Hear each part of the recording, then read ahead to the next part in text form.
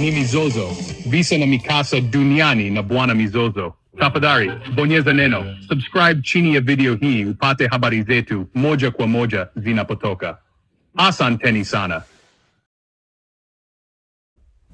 Arakchi, uhusiano wa Iran na Russia ni imara na wa kimkakati.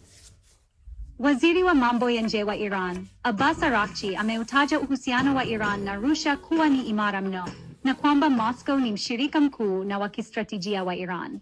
Said Abbas Araghchi ameyasema hayo katika kikao chake na mwenzake wa Russia, Sergei Lavrov mjini Moscow, ambako amekwenda kukabidhi barua ya kiongozi mwadhamu wa mapinduzi ya Kiislamu, Ayatollah Ali Khamenei, kwa rais wa Russia Vladimir Putin.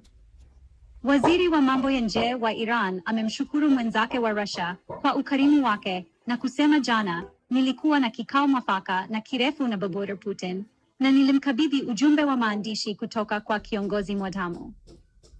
Huo ni ujumbe kwa Bwana Putin na ujumbe kwa dunia nzima kwamba Iran inaitambua Russia kuwa mshirika wake mkuu na wa kimkakati na inashauriana nayo katika masuala muhimu. Abbas Araghchi ameongeza kuwa uhusiano wa Iran na Russia haujawahi kuwa wa karibu na wenye nguvu katika historia kama ilivyo hivi sasa. Hivi majuzi tulitia saini mkataba wa pande zote na wa kistratejia mjini Moscow, ambao unapanua uhusiano wetu hadi viwango vya juu zaidi. Kwa upande wake, waziri wa mambo ya nje wa Russia, Sergei Lavrov, amesisitiza kuwa Moscow inaunga mkono suluhisho la kidiplomasia la faili ya nyuklia ya Iran